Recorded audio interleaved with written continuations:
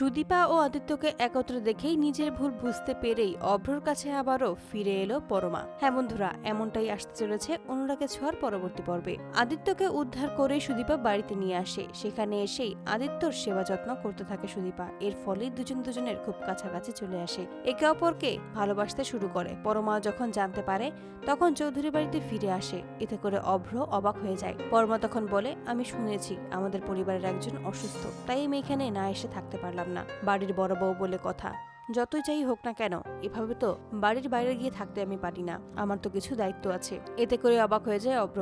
অভ্র মনে মনে বলে, আসলে পরমা কি চাইছে আমি তো কিছুই বুঝতে পারছি না। ও কি সত্যি আমার সাথে থাকতে চায় নাকি আদিত্যর টানেই আবার এখানে চলে এসেছে। অপরদিকে পরমা আদিত্যর ঘরে যায়। ঘরের সামনে আসতেই দেখতে পায় আদিত্য ও সুদীপা খুব কাছাকাছি। পরমার খুব কষ্ট হয়। পরমা তখন মনে মনে বলে, আদিত্য তো আমায় সবটাই বলে দিয়েছে। ওর মনে আমার জন্য কোনো ভালোবাসা নেই, আর আমি নিজেও তো ওকে নিজের জীবন বাঁচানোর জন্য ধাক্কা দিয়েছি। ওর কথা একবারও চিন্তা করিনি। আমি যদি সত্যি ওকে ভালোবাসতাম তাহলে তো এমনটা আমি করতে পারতাম না। অথচ সুদীপা ওর সাথে আদিত্য যেমন ভাবে বিয়ে হোক না কেন ওর ওর সমস্ত দায়িত্ব পালন করছে। অথচ আমি ওকে ভালোবাসি এটা আমি দাবি করি, ওকে আমার লাগবে এটাও আমি বলি। তবে ওকে কেন আমি ওখানে একা রেখে নিজের জীবন বাঁচাতে চলে এলাম? ওর জীবনের কথা ভাবলাম না?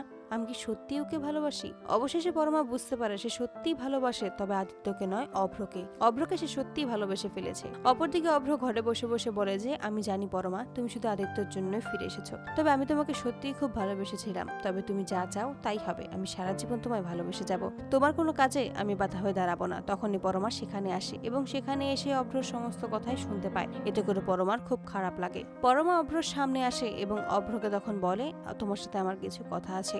অভ্র বলে, তুমি যেহেতু অসুস্থ কাউকে দেখতে এসেছো, তাকে দেখা হয়ে গেলে তুমি আবারও তোমার বাড়িতে ফিরে যেতে পারো, আমি তোমাকে ড্রপ করে দেব। তখনই পরমা চিৎকার করে ওঠে আর বলে যে, আমি এই বাড়িতে থাকতে চাইছি, আর তুমি কেন আমাকে এই বাড়ি থেকে বের করে দিতে চাইছো অভ্র? তুমি বুঝতে পারছো না যে আমি থাকতে চাই, আমি তোমার কাছেই থাকতে চাই। তারপরেই অভ্রকে জড়িয়ে ধরে পরমা আর কাঁদতে কাঁদতে বলে, আমি সত্যি তোমাকে ভালোবেসে ফেলেছি অভ্র।